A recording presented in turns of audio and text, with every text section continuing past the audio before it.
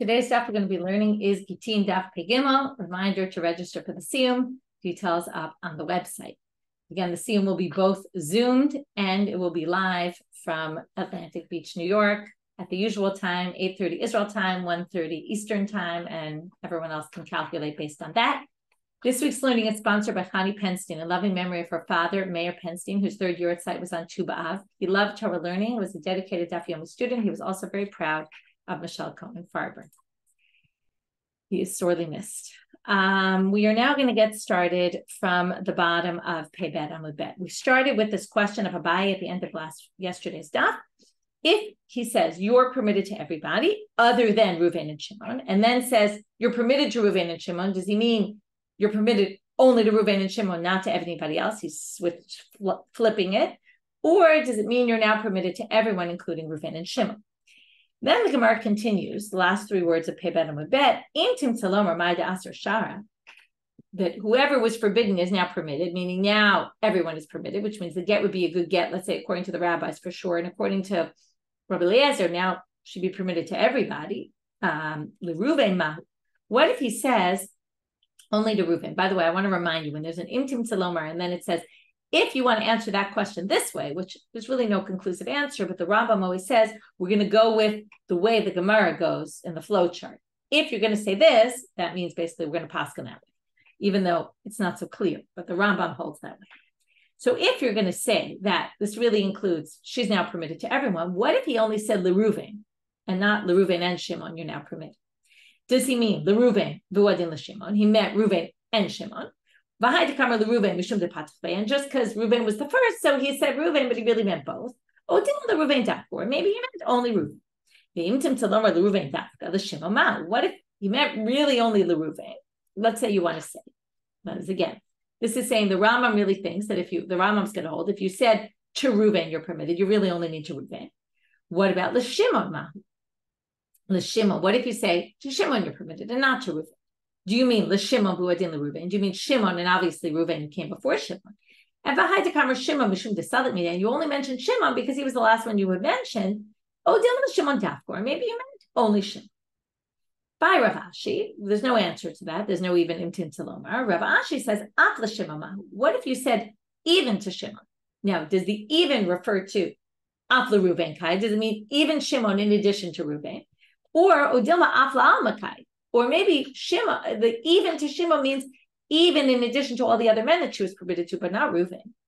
Take. And we end up with no answer. Tanu Rabbanit. Now we're going to get to a very interesting source, which talks about this whole opinion of Rabbi Eliezer is definitely a strange opinion. That he could say you're permitted to everyone except for one person. And what we have here, this by the way, is the famous Rabbi Eliezer ben Horkanus. And now the Gemara is going to say, after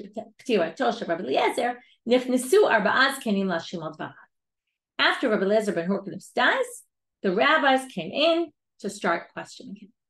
And they said, Elohen, who were these rabbis? In other words, very interesting that they waited until after his death to start arguing with him, right? It's just interesting in general because when it came to the Tanurosh Halaknai, there we had this whole big fight with the rabbis against Rabbi Eliezer, right? But now we see that the rabbis are actually with Rabbi Eliezer. I'm sorry, they didn't go against him in his lifetime, but they did start arguing against him in his death.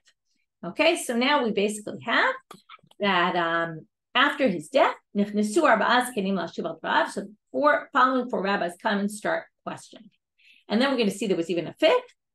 Elohim, Rabbi Yossi Adlili, Rabbi Tarfon, Rabbi Lazar ben Azariah, Rabbi Akiva. Okay, of the famous Tanaim that there are, right? They come and start questioning Rabbi Eliezer. Now Rabbi Tarfon. So Rabbi Tarfon comes and says, okay, we're going to have each of their arguments, and then we'll get more into it in detail in the Gemara. Right now, we're just quoting a bright.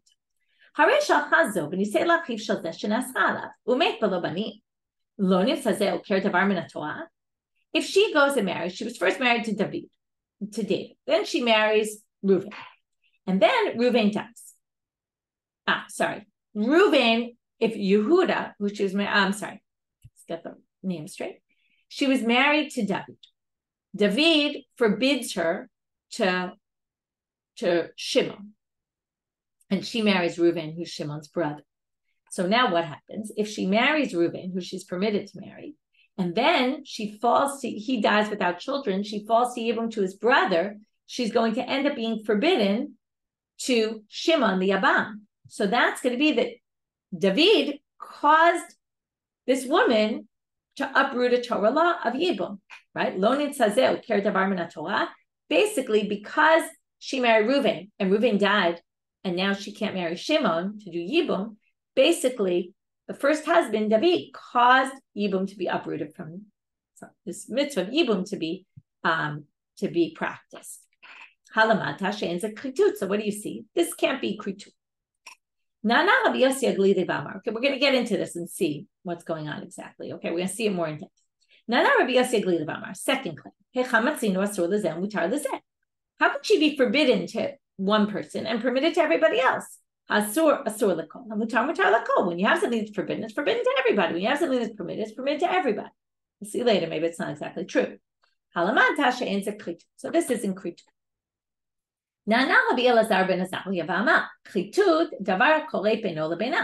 What is kritut? It's something that completely separates them. If he still has influence on who she's going to marry, this is the strongest claim, then that's not get kritut. Remember, kritut means complete separation. His is the more complicated one. He's going to have two different arguments. Later, we'll see why he has two different arguments. Let's say she's forbidden she's married to David. David says she can marry anyone except for Shimon. She goes and marries Yehuda. Okay, let's just say they're not brothers. She goes and marries Yehuda. Now what happens? And then she has sons with Yehuda, children. And then she gets widowed or divorced. And what if then later she goes and marries the person she was forbidden to, Shimon? What's going to happen? If she marries someone in the interim and still goes back and marries Shimon later, she's still going to be forbidden to Shimon. At this point, she's basically not complete. She's now, the get was kind of given under condition that she not marry Shimon. Now that she married Shimon, basically the get is canceled. We're going to see later. There's going to be a whole discussion. Each of these arguments, are they according to the fact that Rabbi Eliezer was talking, the first question of the Gemara, was it chutzmi ploni, or was it almanat, that under the condition that you don't marry ploni? This seems to be under the condition that you don't marry ploni. If it was under condition, then what happens is when she breaks the condition, the get is canceled. It turns out she was forbidden to marry Yehuda in the first place. And even though at the time she was permitted, but it turns out now, retroactively, she was a married woman. That means she was married to Yehuda b'isur. That means her children are mamzerim. How can you possibly let something like that go on? That clearly can't be kritut. That basically he could create a mamzer situation out of her and turn her into an Eshet Ish many years later. So that can't possibly be. That's Rabbi Yossi that's Rabbi Akiva's first argument. So lo nimtza get batel u'banem is mamzerim, right? In other words, she's now going to end up, the get is canceled, her children are mamzerim. Halamata she'en zeh kritut. This can't possibly be a get kritut. Davar acher, another argument. Harei shaya zeh shene'esra alav kohen. Let's say Yehuda was a Kohen. And that's the one she can't, Shimon was a Kohen. That's the one she can't marry. And then the guy who divorces her in the first place, the first guy, David, dies. So now she's actually theoretically permitted to the Kohen. And she's actually not a divorcee compared to the Kohen because Yehuda is a Kohen. So Shimon, my mistake. Shimon was a Kohen. I got confused with the last bit. Shimon was a Kohen. Now, she can't marry Shimon. Shimon's a Kohen. But what happens? She's really not divorced compared to Shimon. That's what we're going to say right now. So the first part of his argument is, isn't she a widow? For him, she's really a widow because she was never actually permitted to him. Okay, she was always really forbidden to him. She was never forbidden. When he said Haram mutaret l'chol adam, that makes her a divorcee to all other men, which means she's available, right? Unless they're a Kohen. But to him, she wasn't really a divorcee because she was never permitted to him in the first place. So it's a little bit strange to say she wasn't a divorcee, but they're saying compared to Shimon, she wasn't a divorcee. So Lon, is she not an almana etzlo? She's really a widow for him because now her first husband died. Now she's like a widow for him, but grusha etzlo kol adam. But for everyone else, she was actually a divorcee before she was a widow. And therefore, we can make this kal v'chomer argument. Kal v'chomer. Uma grusha shi kala. Now, grusha is more lenient than a married woman. A married woman is isur mita, she gets death penalty, whereas a divorcee only gets it's only an isur lav. It's a negative prohibition. Don't marry a divorcee. It's not you don't get the death penalty. So grusha is lighter now, and yet she's still going to be forbidden to Shimon. Why? Because she was divorced to other people, she's going to be forbidden to him. She's still called a divorcee, even though she's not divorced for him. Again, not being divorced for him, it's a strange thing, but what it means is divorce would permit her to any man, really, and she's not permitted to Shimon, so she's not really divorced compared to Shimon. But Shimon's a Kohen, so now what happens? Since Shimon can't marry her because of, now here comes the kunz of Rabbi Akiva. Since Shimon can't marry her because of the fact that she's a divorcee compared to other people, Eshet Ishi Hamura Lo Koshaken. She's a married woman before the husband dies. She's considered a married woman compared to Shimon because she wasn't permitted to him.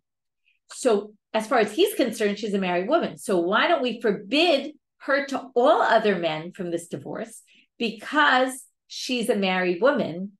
And then basically since she's a married woman to him, she should be a married woman to all other men, just like she's a divorcee to all other men, she should be a divorcee to the Kohen. That's the kal v'chomer argument. So then this can't be kritu because this would basically forbid her to marry anybody according to this kal v'chomer. It's a bit of a convoluted kal v'chomer, but we'll see how we reject it later. So there are the four arguments. Again, we're going to understand them each a little better as we go on. Then the Braita ends with Amar Lahem Rabbi Yeshua. The response of Rabbi Yeshua to these four rabbis is, you can't start arguing against the lion after his death. Great Rabbi Rabbi Eliezer. You can't start bringing him arguments after his death. Should have done it when he was alive. Mapitom, now he's dead. You're going to start complaining about his opinion. Not appropriate. Now that's the end of the Braita. First reaction, Amarava, Kulu Ilu Pircha Levar Midu Rabbi Elazar ben Azariah Delet Lepir. All of these you could argue against, other than Rabbi Elazar ben Azariah, where his argument is actually a solid. Tandina Mihachi, there's a Braita to support what Rabbi says. Amar Rabbi Yossi, Ro'ani et Divrei Rabbi Elazar ben Azariah midivrei Kulam. Rabbi Yossi says he has a much stronger argument than the rest. Amar. So now we're going to go into each one and see, number one, what can we say against them? Number two, did they understand Rabbi Eliezer as saying almanat or chutz? If you remember, the Gemara concluded before it was chutz miploni. But we're going to see that some of these rabbis understood it as almanat. Now Rabbi Tarfon Pama. So first we're going to quote Rabbi Tarfon.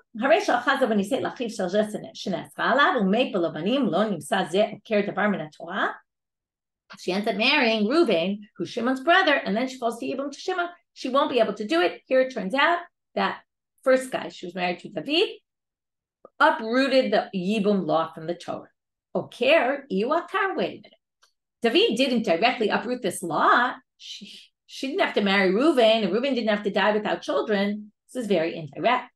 Well, he made a condition that was going to cause a Torah law to be uprooted. To which they say, what do you mean?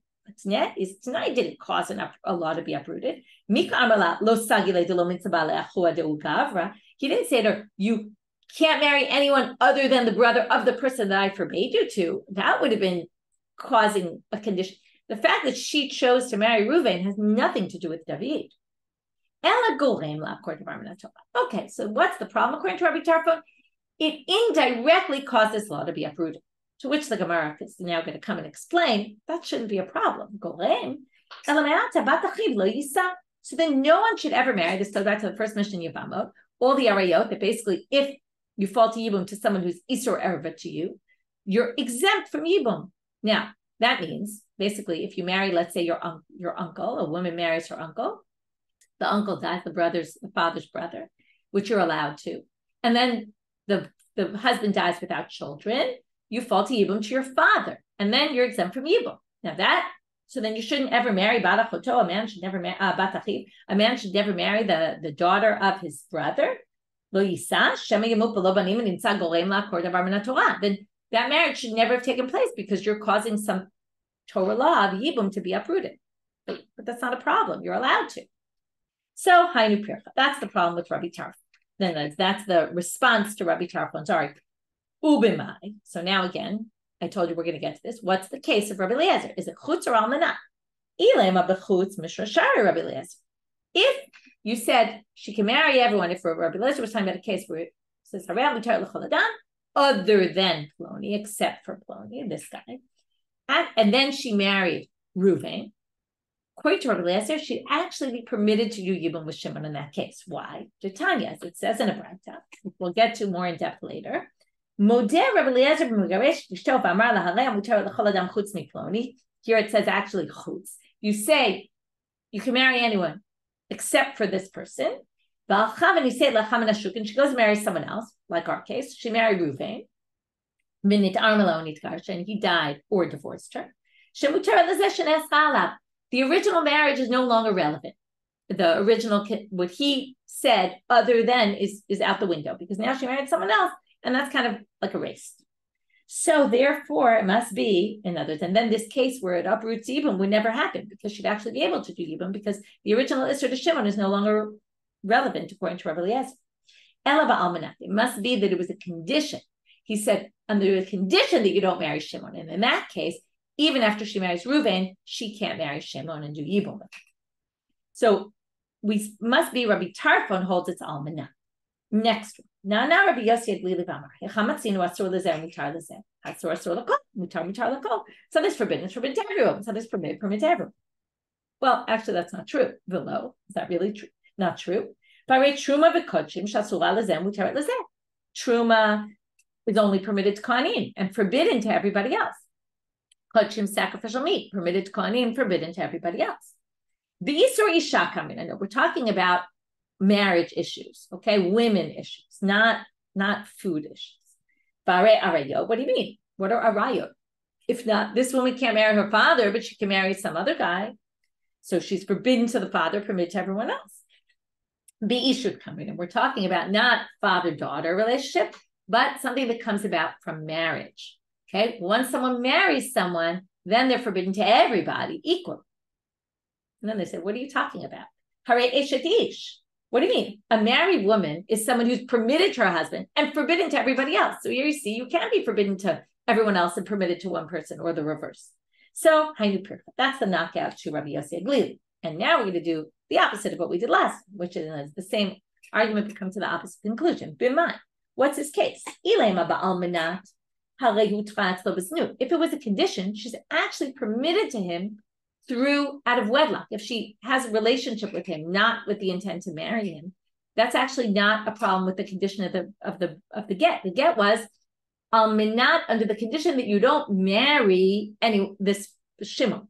She didn't marry Shimon. She just had a relationship with him outside of marriage. Now it's true it's not permitted, but it wasn't forbidden on account of what he forbade her. So it can't be, in other words, he tried to say that according to him, she's entirely forbidden to Shimon and permitted to everybody else. In this case, she actually permitted him through Znud, so therefore, that can't be what we're talking about. Ela b'chutz. It must be he meant except for so-and-so. Not Rabbi Akiva Bama. Okay, we skip Rabbi Lazar ben Azariah because we don't have a question against him. We're on the first one of his. So she married someone in the interim, right? How could it be that now he's going to cause the whole second marriage to be mamzerim? If she has two marriages, first, right after the first marriage, she then marries someone she was permitted to, and then she goes back and marries the one she was forbidden to. She's actually going to undo the whole original get, and it turns out her middle marriage was a forbidden marriage. Can't possibly be that could be kritut. That's a get, no way. So it doesn't work. So then, according to this argument, you should never be able to get married based on a tanai because later on, maybe the tanai won't be fulfilled properly. And then you'll have the same problem. Any condition should be an issue. That's the knockout to Rabbi Akiva's argument. That according to what you're saying, there should never be conditions in gets. And we know that there are. Ubimai. So again, what's Rabbi Akiva talking about now? If it was except for, well, we already said, if it's everyone except so-and-so, what do we learn? Moda, the Rabbi Eliezer permits this kind of thing. It works, right? She can marry the guy. Once she marries someone else, that it's not anymore forbidden. And Rabbi Akiva's whole argument was it's still forbidden, and she's going to make the kids mamzer. So it's obviously not talking about chutz. This is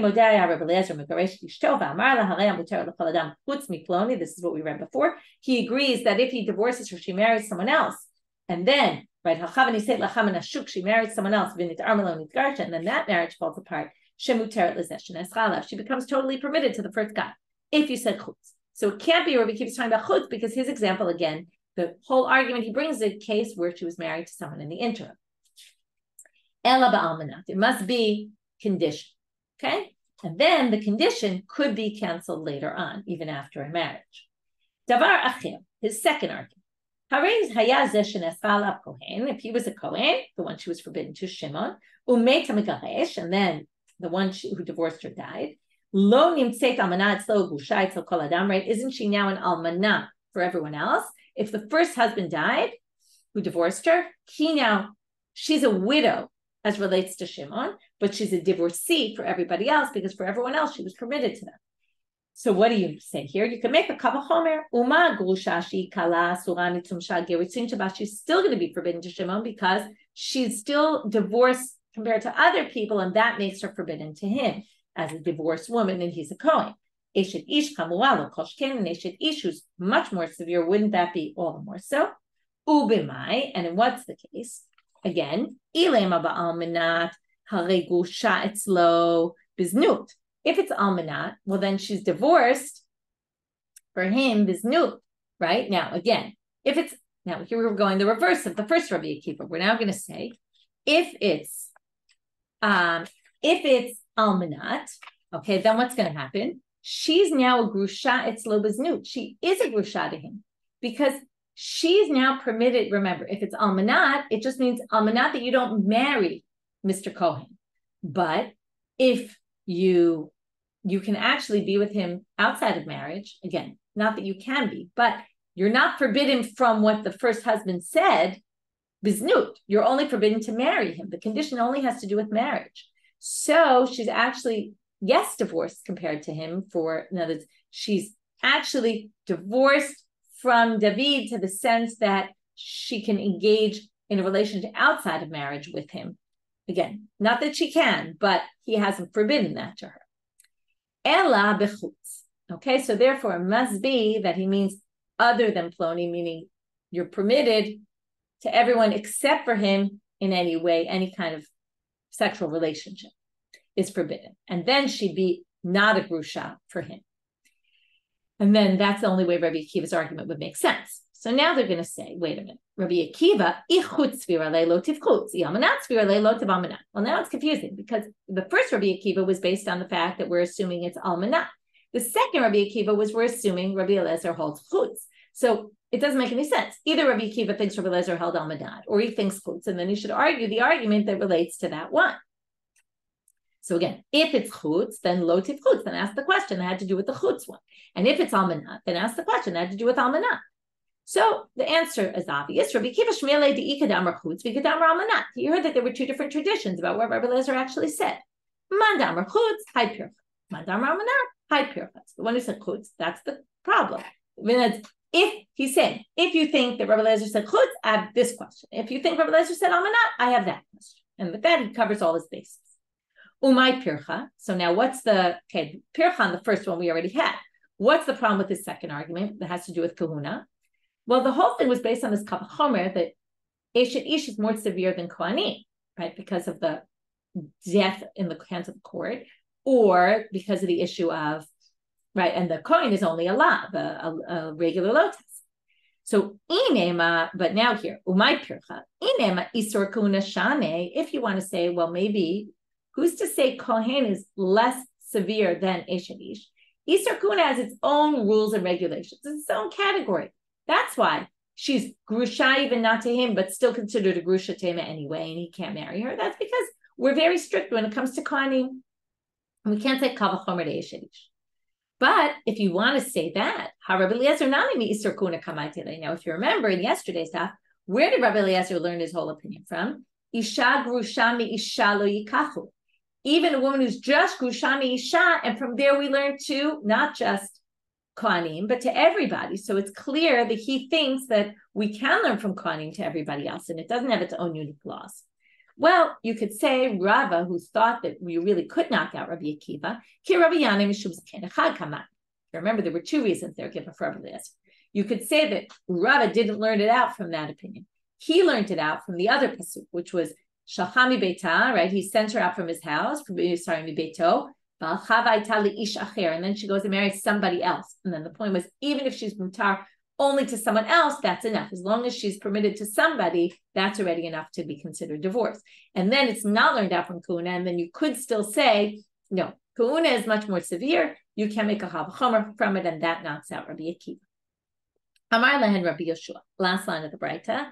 And now, again, we're going line by line into the different parts of the Braita. What we did so far was 3 of the 4 opinions and what the knockout is to them and how they understood Rabbi Eliezer, almanad, or chutz. Amar lahem Rabbi Yoshua. That seems pretty clear that Rabbi Yoshua is on the side of Rabbi Eliezer, right? Because he's saying to them, don't start arguing against him after his death. So what? He held like Rabbi Eliezer? Can't possibly be. He himself had a question on Rabbi Eliezer. How do we know this? We'll see soon in a Braita. So, in order to answer the question, before we see what difficulty he raised against Rabbi Eliezer, this is what he said to them. I actually have a problem also. But it doesn't really matter because he's dead now, and we can't start asking questions on him after his death. So what's his question he had with Rabbi Eliezer? If you remember, the Psukim said, when you marry a woman, and then you divorce her, and then she goes and marries somebody else. So you see in the Pasuk, first they talk about the first marriage, and then they talk about the second marriage. So therefore, there's a hekesh, a juxtaposition of the time before she gets married the second time, and her status before she gets married the first time. Before she gets married the first time, she has no connection whatsoever to any man. She's not bound in any way to any man. Same thing with the second marriage. It would have to be, she can't be bound in any way, and therefore I don't accept Rabbi Eliezer, who has her bound to this man in a particular way. It's kind of similar to Rabbi Eliezer ben Azariah in a sense, but it's not using the kritud, it's using this hekesh of the first marriage and the second marriage, right? With the second marriage being after the divorce. So if the divorce is not complete, then second marriage is not really right. The pasuk saying second marriage has to be like the first. She has to have a complete separation. Now we're going to go into this Modeh Rabbi Eliezer in the case where she's married to someone in the interim. He agrees that she's no longer forbidden to the second guy, to the guy who she was originally forbidden to. Modeh Rabbi Eliezer. First, we're just going to quote it. Right? It's a gufa. Gufa means we're going into depth into something we saw before. Modeh Rabbi Eliezer b'mekaresh Yishto v'amar laharei muteret l'chol adam chutz miploni. So again, that's what I just said. She's now, if she marries someone else in the interim, again, David married her, divorced her, said, you're not permitted to Shimon. Then she goes and marries Yehuda, and then she wants to go back and marry Shimon. She's allowed to, according to Rabbi Eliezer. She's no longer forbidden to. And that's in a case where you said chutz, not almanah. If it was a condition, then it would still be in place. So now we say the following. Heshiv Rabbi Shimon ben Elazar tshuva l'divrei Rabbi Eliezer. Again, somebody takes issue with Rabbi Eliezer. He says, I have a problem. How could it possibly be that David forbids and Yehuda permits her to Shimon, right? David forbade her to Shimon, comes Yehuda, and because he marries her and then divorces or dies, that's going to permit her to Shimon? How can the person, usually you would assume the person who forbade is the person who can permit. So the Gemara says, what do you mean? And they're going to try to bring a whole bunch of examples where you see that someone forbids and someone else permits to knock out Rabbi Shimon ben Elazar's question. But in the end, none of these are going to stand. And he's going to be left with his question. When a husband dies without children, he forbids his wife, to basically marry anyone else until she does evil. If the Yabam comes now and does chalitza with her, she's now permitted to marry anyone she wants. So the husband forbade her, basically his existence forbade her to marry anyone else. And the Yabam, by doing chalitza, permits her. So you can't have such a thing. To which the Gemara says, what are you talking about? Hatam Yabamud ka'asrla. Di'imi bal hashar yabakaim. as far as the husband is concerned, let's say the husband had no brothers. She'd be permitted to marry anyone. It's only the existence of the Avam that forbids her, and therefore he actually can permit her. So that's not a good example. Harei Nidarim, vows. Dinoder oser v'chacham matir. The person who vows forbids, and then the chacham can go permit it. To which they answer, that's not a good example. Hamar Rabbi Yochanan, ein chacham matir klum ela b'charata. Chacham can only be matir if you have regret, which means that you're part of the process of undoing this vow also. Harei hafarat habal. What about a husband annulling the vows of his wife? Isha noderet ubal mefer. The woman makes the vow, the husband undoes it. So you have one person forbids, the other person permits. Hatam kidirav Pinchas mishmei de Rabba. That also can be explained the way Rav Pinchas says in the name of Rabba, which is the Amar Rav Pinchas mishmei de Rabba. Kol anoderet abalai adat balai noderet. When the woman takes the vow, she does it with assuming there's consent of the husband. So as soon as the husband doesn't consent, the vow is undone. But that's all part of the way she took the vow in the first place. So these are not good examples of one person forbids and the other permits, and therefore his question against Rabbi Elazar stands.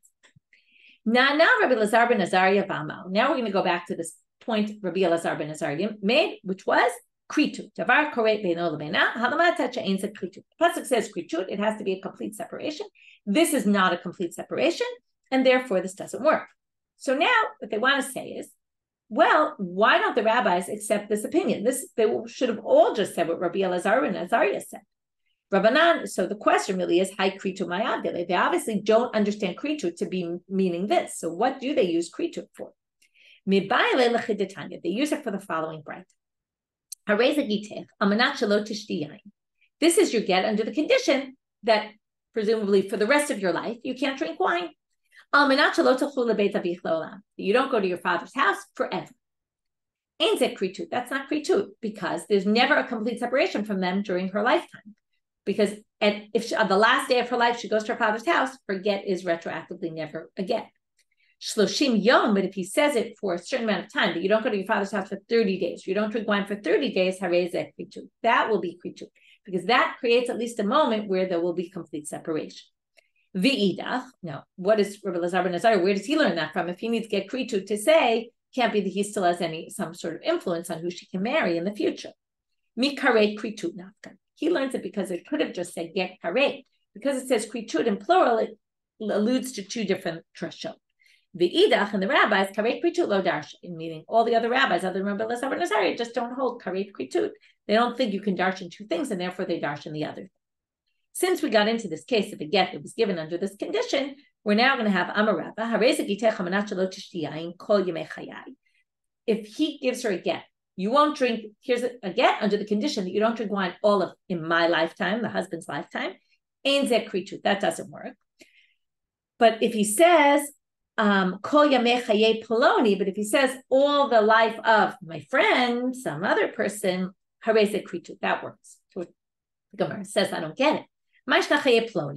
Why does it work if you say the life of my friend? Because it could be the friend will die before she does, in which case the t'nai will be valid at some point. So it could be kritu, just like the 30-day case. But if that's the case, his life also. He'll die and the t'nai will be fulfilled. So, it must be, it's a mistake. It should read, Kol yemei chayechi ein ze kritu. If he says to her, all the days of your life, the woman's life, then it doesn't work, as we saw before. Ein ze kritu, kol yemei chayai, o chayei ploni, arei ze kritu. But if he depends on his own life, someone else's life, then it would be a good get. Ba'amine Rava mi Rav Nachman. Rava asked Rav Nachman the following question.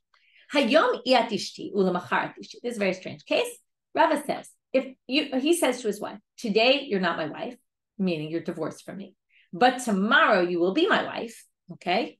Then, does that mean this? Is this again like shiur and a get, leaving something over, like we saw in the previous, you're mutar to everyone except for so-and-so? To which they say, Tibai le Rabbi Elazar, Tibai le Rabbanan. This question was asked both according to Rabbi Elazar and according to the rabbis. Tibai le Rabbi Elazar. Now, when Rabbi Elazar says, Haram mutar l'chol adam, other than so-and-so, that works. Ad kalo ka'amar Rabbi Elazar hatam. He only said it works in a case like that. Ella demand kashare laolam, because he permits her to all other men forever. Aval hachalo, but here he's not permitting her to all men forever. He's only permitting her for one day. So maybe he would actually say that this doesn't work. Odilma lo shnau, or maybe it makes no difference. Tibai la Rabbanan, the question could be asked according to the rabbis. What was the problem in you're permitted to everyone except for so-and-so? There wasn't a complete separation. In this case, for that one day, there was a complete separation. He said, today, you're not my wife. You can marry anybody you want. Complete separation. Right? So here, since it was complete separation, no shiur now. It's true tomorrow he's saying you're not, but that's just irrelevant. And then basically this will be a good get. If he wants to stay married to her the next day, he would have to do a new betrothal. Well, that was his question. So again, he asked the question, both according to Rabbi Eliezer, who permits it there, maybe wouldn't permit it here and say this doesn't work, right? Meaning she won't be married to him the next day, or maybe it does work. And according to the rabbis, again, both sides. To which after Rava asked this question from Nachman, he then answered the question. We'll just go drop into tomorrow's daf to finish this section. He says in the end, this seems to be a clear, complete, and utter separation for that first day. So actually the divorce kicks in, since she's permitted to everybody. This is not what we called before shiur, leaving something over. She's completely divorced from him. His second part of his statement is totally irrelevant because once she's completely divorced, in order to be married to him again, she'd have to need a new betrothal. Unless he betroths her again, they're not married. And that's the answer to the question. So just to do a quick review of today's daf, we started with this intim saloma, right? The case where we started with, you're permitted to everyone except Reuven and Shimon, and then all different languages up. And then he says, and Reuven and Shimon. What would be the case? What would we mean both Reuven and Shimon? In which case, yes, in which case, no, we don't really know in the end. What if he's even Shimon? Is even Shimon referring back to the first, or referring, to everyone, or referring specifically to Reuven and adding Reuven also? Then we have that after Rabbi Eliezer dies, 4 rabbis come and raise issues with him. We went through all 4 cases. We went through what the response is to their questions, how we can answer their questions to everyone except Rabbi Eliezer ben Azariah. And we saw that each, right, it zigzagged between some understood Rabbi Eliezer as almanat, some understood him as chutz. Rabbi Akiva understood it as both, right? Or he wasn't sure which one. So he gave an argument according to each. Rabbi Yeshua came and said, you can't argue after his death. It's not appropriate. And even though Rabbi Yeshua himself had a problem with Rabbi Eliezer, and we added that as a 5th argument against him, and then, right, that hekesh between the first marriage and the second marriage, then we said, why don't the rabbis hold with by, we talked about this issue we talked about in the middle, that Rabbi Eliezer, that we brought up in the discussion of the other rabbi, that Rabbi Eliezer actually agrees in a case where he says, chutz, except for, and then she marries someone else, that whole thing is just thrown out the window. She can go marry after her second marriage. She can go marry the one she was forbidden to by the first husband. And then we had a question of Rabbi Shimon ben Elazar on that. How could someone who forbids actually permit? Which then we brought some questions, some examples where someone actually who didn't forbid could be the one who permit, but we rejected all of those and we're left with this question. We explained then why Rabbi Elazar ben Azariah thinks this is not krichut, but the other rabbis don't agree with that. What else do they do with the word krichut? And they use it for a different drasha. Rabbi Elazar ben Azariah managed to learn both from that pasuk. Then from that word, Rava then brings this case, which was brought up from before, what the rabbis learned from the krichut about a condition that will last forever. And then we talk about the distinction between what conditions could be made, what conditions can't be made, right? If they last forever in her lifetime, it's a problem. If they last to the end of someone else's lifetime, it actually could work. And then Rava had this question about what if he says, today you're not my wife, but tomorrow you're my wife. Ask the question both according to the rabbis, both according to Rabbi Eliezer, and then answers the question according to both. This is actually a complete divorce.